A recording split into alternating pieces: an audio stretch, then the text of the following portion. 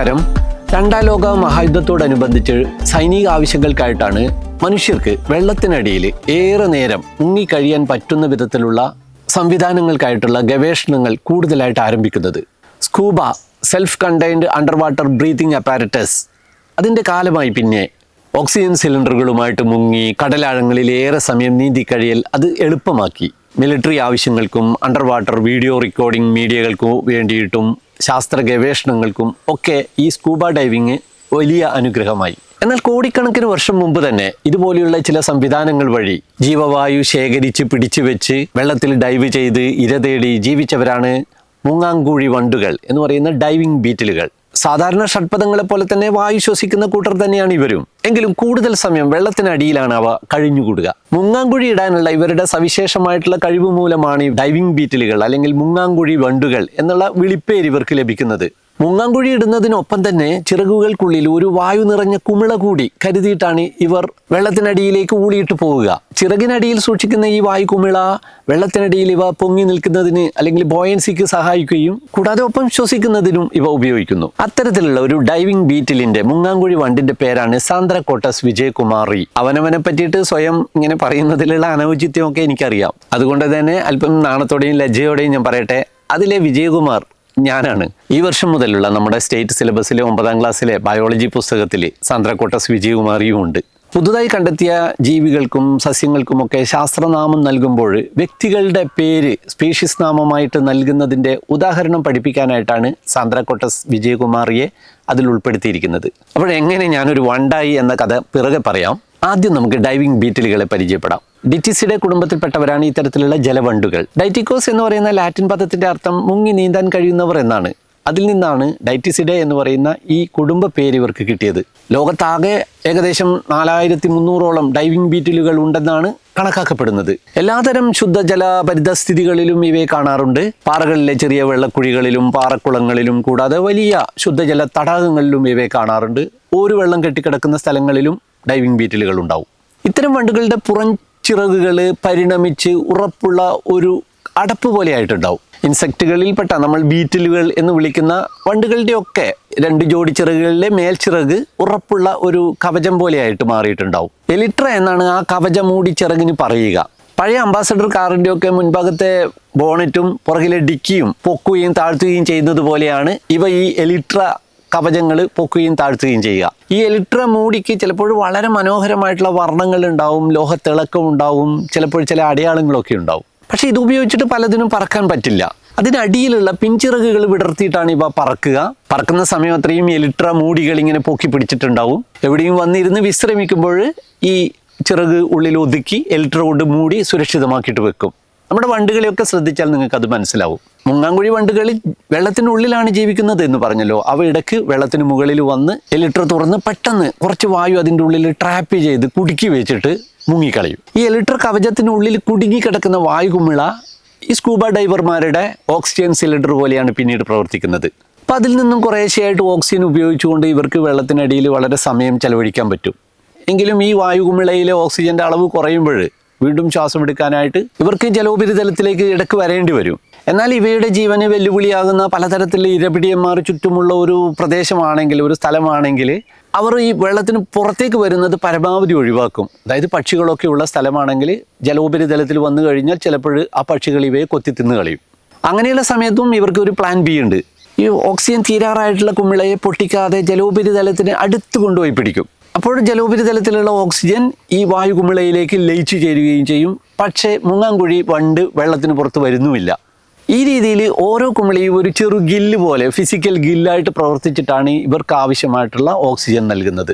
ഈ വീർപ്പിച്ച bubble gum പൊട്ടാതെ നമ്മൾ പിടിച്ചതുപോലെ ഉണ്ടാവും ഇത് കാഴ്ചയിൽ. അതിലുള്ളിലെ ഓക്സിജൻ ഉള്ളിലേക്ക് വലിച്ചെടുക്കാൻ ഇവർക്ക് കഴിയുമെന്ന് പറഞ്ഞല്ലോ. അരമണിക്കൂറൊക്കെ വെള്ളത്തിനടിയിൽ കഴിയാൻ വേണ്ടിയിട്ട് ഇവർക്ക് ഈ ഓക്സിജൻ സിലിണ്ടർ സംവിധാനം പോലെയുള്ള വായു കുമിള സഹായിക്കും. മുങ്ങാങ്കുഴി വണ്ടുകൾ നല്ല ഇരപിടിയം വേട്ടക്കാരാണ്. ജലോപരിതലത്തിൽ ഒഴുകി നടക്കുന്നവ കൂടാതെ വെള്ളത്തിനടിയിലുള്ളതും ജലസസ്യങ്ങളിലോട് ചേർന്ന് നിൽക്കുന്നതുമായിട്ടുള്ള പലതരത്തിലുള്ള ചെറുജീവികളെ അവയുടെ അവശിഷ്ടങ്ങളെയും ഒക്കെ ഇവ ഭക്ഷണമാക്കും. അതേസമയം മുങ്ങാങ്കുഴി വണ്ടിനെ പിടിച്ചു നിന്നവർ വളരെ കുറവുമാണ്. കാരണം ഇവയുടെ തലയുടെ പുറകുവശത്ത് വെച്ചിട്ട് വളരെ രൂക്ഷ സ്വഭാവമുള്ള ചില രാസമിശ്രിതങ്ങൾ പുറപ്പെടുവിക്കാൻ ഇവർക്ക് കഴിയും. പക്ഷികളും മീനുകളും ഒക്കെയാണല്ലോ മുങ്ങാങ്കുഴി വണ്ടുകളെ ഭക്ഷണമാക്കുക. വളരെ മോശമായിട്ടുള്ള മുന്നനുഭവങ്ങളുടെ ഓർമ്മകൾ വെച്ചിട്ട് പലപ്പോഴും പക്ഷികൾ ഒരു തവണ ഇതിനെ തിന്നു കഴിഞ്ഞാൽ പിന്നെ അതിനെ പരമാവധി ഒഴിവാക്കുകയാണ് ചെയ്യുക. രസം എന്താണെന്ന് വെച്ച് കഴിഞ്ഞാൽ മുങ്ങാങ്കുഴി വണ്ടുകളുടെ മുട്ട വിരിഞ്ഞുണ്ടാകുന്ന ലാർവകൾ മുങ്ങാങ്കുഴി വണ്ടുകളെക്കാളും തീവ്ര സ്വഭാവമുള്ള ഇരപിടിയന്മാരാണ്. വാട്ടർ ടൈഗേഴ്സ് അല്ലെങ്കിൽ ജലക്കടുവകൾ എന്നാണ് മുങ്ങാങ്കുഴി വണ്ടുകളുടെ ലാർവകൾക്കുള്ള വിളിപ്പേര്. ആ പേര് അന്വർത്ഥമാക്കും വിധത്തിലുള്ള ആക്രമണ കഴിവുള്ളവരാണ് ഇവരുടെ ലാർവകൾ. പ്രായപൂർത്തിയായ വണ്ടുകളും ലാർവകളും ഒക്കെ വെള്ളത്തിൽ ജീവിക്കാൻ പറ്റുന്ന വിധത്തിലുള്ള അനുകൂലനങ്ങൾ ആർജിച്ച് പരിണമിച്ചവയാണ്. വെള്ളത്തിൽ നീന്താൻ സഹായിക്കുന്ന വിധത്തിൽ പരിണമിച്ച പ്രത്യേക തരത്തിലുള്ള കാലുകളാണ് ഇവർക്കുള്ളത്. എലിട്ര എന്നറിയപ്പെടുന്ന ഈ പുറം ചിറക് കവചത്തിനുള്ളിൽ ശേഖരിച്ചു വെച്ചിരിക്കുന്ന വായുകുമിളയുടെ അളവ് മാത്രമല്ല, വയറിൻ്റെ പ്രത്യേക ഭാഗത്ത് ശേഖരിച്ചു വെച്ചിരിക്കുന്ന വെള്ളത്തിൻ്റെ അളവും നിയന്ത്രിച്ചും ക്രമപ്പെടുത്തിയും ഒക്കെ ഇവയുടെ ബോയൻസിയെ, വെള്ളത്തിൽ പൊങ്ങി നിൽക്കാനോ താഴ്ന്നു പോകാനോ ഉള്ള കഴിവുകളെ ഇഷ്ടാനുസരണമാക്കാനും ഇവർക്ക് പറ്റും. കൂത്താടികളെയും വാൽമാക്രികളെയും ചെറുമീനുകളെയും ഒക്കെ ഇവ പിടികൂടി കുന്ന് ജ്യൂസാക്കി വലിച്ചു കുടിക്കും. വളരെ പ്രത്യേകതയുള്ള കാഴ്ച സംവിധാനമാണ് ഇവരെ ഇതിന് വെള്ളത്തിനടിയിലും സഹായിക്കുന്നത്. ബൈഫോക്കൽ വിഷൻ സാധ്യമാക്കുന്ന 2 റെറ്റിനകളും ലെൻസുകളും തലയുടെ 2 ഭാഗത്തുമായിട്ടുണ്ട്. ഇതിന്റെ പ്രവർത്തനം പൂർണ്ണമായിട്ട് ഇപ്പോഴും വ്യക്തമായിട്ട് മനസ്സിലാക്കാനും നമുക്ക് പറ്റിയിട്ടില്ല.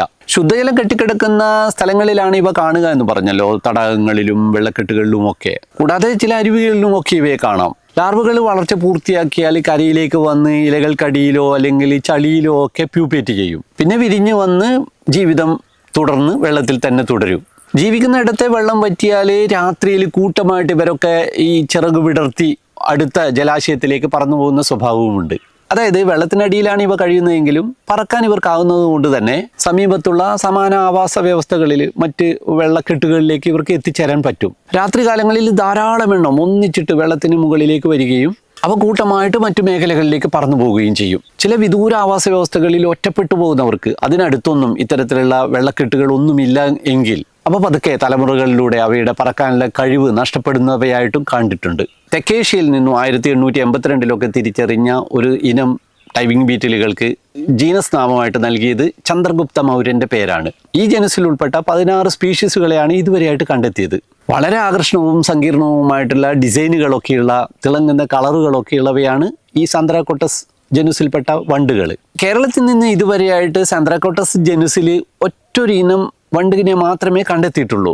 Zoological survey of India 1980 silent വാലിയിൽ നടത്തിയ പഠനത്തിലാണ് അതിനെ കണ്ടെത്തിയത്. സാന്ത്രാക്കോട്ടസ് ഡെജിയാനി എന്നാണ് അതിന് പേര് നൽകിയിരിക്കുന്നത്. ഇനി സാന്ത്രാക്കോട്ടസ് വിജയകുമാറിയിലേക്ക് വരാം. 2018 പ്രളയത്തിന് ശേഷം കേരളത്തിലെ വനം മേഖലകളിൽ വന്ന ജൈവ വൈവിധ്യത്തിന്റെ ശോഷണവും അളവും വ്യാപ്തിയും ഒക്കെ കണ്ടെത്താനായിട്ട് സർക്കാരിന്റെ നിർദ്ദേശപ്രകാരം കേരള സംസ്ഥാന ജൈവ വൈവിധ്യ ബോർഡിന്റെ നേതൃത്വത്തിൽ ഒരു പഠനം നടക്കുകയുണ്ടായി. കോഴിക്കോട് സർവകലാശാലയിലെയും Salim Ali centre for ornithology and natural ഹിസ്റ്ററിയിലെയും ഗവേഷകരും ശാസ്ത്രജ്ഞരും ഒക്കെ ചേർന്നിട്ടുള്ള ഒരു സംഘമാണ് പഠനം നടത്തിയത്. അതിൻ്റെ നേതൃത്വം ഗവൺമെൻറ് വിക്ടോറിയ കോളേജിലെ ഡോക്ടർ സുരേഷ് കുട്ടിക്കാണ്. കോഴിക്കോട് സർവകലാശാല ജന്തുശാസ്ത്ര വിഭാഗത്തിലെ ഗവേഷണ വിദ്യാർത്ഥിയും പാലക്കാട് തോലന്നൂർ നെച്ചൂർ സ്വദേശിയുമായിട്ടുള്ള പി ആനന്ദ് വളരെ യാദൃശികമായിട്ടാണ് കുണ്ടറച്ചോലയിലെ ഒരു വെള്ളക്കുഴിയിൽ നിന്നും ഒരു വണ്ടിനെ കാണുന്നത്. വിശദമായ പഠനത്തിൽ ഇത് ശാസ്ത്രലോകത്തിന് ഇതുവരെ അപരിചിതമായിട്ടുള്ള ഒരു പുതിയ സ്പീഷീസ് ആണെന്ന് തിരിച്ചറിഞ്ഞു. ഇങ്ങനെ കണ്ടെത്തുന്ന പുതിയ സ്പീഷീസുകൾക്ക് ശാസ്ത്രനാമം നൽകാനുള്ള അധികാരം അവയെ കണ്ടെത്തുന്നവർക്കാണ്. സ്ഥലനാമങ്ങളും വ്യക്തികളോടുള്ള ആദരവായിട്ട് അവരുടെ പേരുകളും മറ്റനേകം ഉത്ഭവത്തിൽ നിന്നുള്ള വാക്കുകളും ഒക്കെ ലാറ്റിൻ വൽക്കരിച്ചിട്ടാണ് ഇങ്ങനെ പുതുതായിട്ട് കണ്ടെത്തുന്ന ജീവികൾക്കും സസ്യങ്ങൾക്കും ഒക്കെ പേര് നൽകുക. വ്യക്തികൾക്ക് ആദരമായിട്ട് അവരുടെ പേരുകൾ നൽകുന്ന രീതി ലീനിയസിന്റെ കാലം മുതലേ പ്രാബല്യത്തിലുള്ളതാണ്. അദ്ദേഹമാണല്ലോ ഈ ദ്വിനാമ പദ്ധതിയുടെ തുടക്കക്കാരൻ. പ്രാണികളുടെയും ചെറുജീവികളുടെയും പാരിസ്ഥിതിക പ്രാധാന്യത്തെക്കുറിച്ചും അവയെക്കുറിച്ച് അറിയാനുള്ള താല്പര്യം സാധാരണക്കാരിൽ ഉണർത്തുന്നതിന് വേണ്ടിയിട്ടും ഞാൻ കുറേ വർഷമായിട്ട് പത്രങ്ങളിലും ആനുകാലികങ്ങളിലും ഓൺലൈൻ പ്രസിദ്ധീകരണങ്ങളിലും സയൻസ് പോർട്ടലുകളിലും സോഷ്യൽ മീഡിയയിലും ഒക്കെ ചെറുകുറിപ്പുകളും ലേഖനങ്ങളും ഒക്കെ എഴുതുന്ന ഒരു സ്വഭാവക്കാരനായിരുന്നു. എന്നോടുള്ള ബഹുമാനാർത്ഥം അവർ ഈ പുതിയ മുങ്ങാങ്കുഴി വണ്ടിന് സാന്ത്രാക്കോട്ടസ് വിജയകുമാറി എന്നാണ് പേര് നൽകിയത്.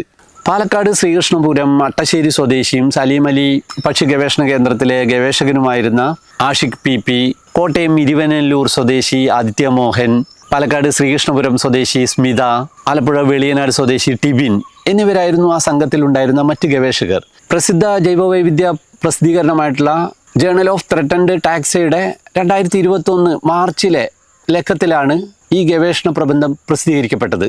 ഗ്രീക്കോ റോമൻ രേഖകളിൽ അലക്സാണ്ടർ ദ ഗ്രേറ്റിൻ്റെ കാലഘട്ടത്തിൽ ജീവിച്ചിരുന്നതായിട്ട് കണക്കാക്കപ്പെടുന്ന മൗര്യ സാമ്രാജ്യ സ്ഥാപകനായിട്ടുള്ള ചന്ദ്രഗുപ്ത മൗര്യനെ അവർ സാന്ത്രാക്കോട്ടോസ്, ആൻഡോകോട്ടസ് എന്നൊക്കെയാണ് സൂചിപ്പിക്കുന്നത്. നേരത്തെ പറഞ്ഞല്ലോ 1882 നമ്മുടെ ദക്ഷിണേഷ്യയിൽ കണ്ടെത്തിയ ഈ ഡൈവിംഗ് ബീറ്റിൽ ജനുസിന് സാന്ത്രാക്കോട്ടസ് എന്ന് പേര് നൽകിയത്. അതായത് ചന്ദ്രഗുപ്തൻ്റെ പേര് ലാറ്റിനീകരിച്ചിട്ടാണ് സാന്ത്രാക്കോട്ടസ് എന്ന് നൽകിയിരിക്കുന്നത്. ശാസ്ത്രനാമങ്ങളിൽ വ്യക്തികളുടെ പേരുകൾ നൽകുമ്പോൾ അത് ലാറ്റിനീകരിക്കും എന്ന് പറഞ്ഞല്ലോ. അതുകൊണ്ടാണ് വിജയകുമാർ എന്ന എൻ്റെ പേര് അതിൻ്റെ കൂടെ ഇ എന്ന് കൂടി ചേർത്ത് ലാറ്റിനീകരിച്ചിട്ട് വിജയകുമാർ ഇ എന്നാക്കിയത്, അല്ലാതെ വിജയകുമാരി അല്ല.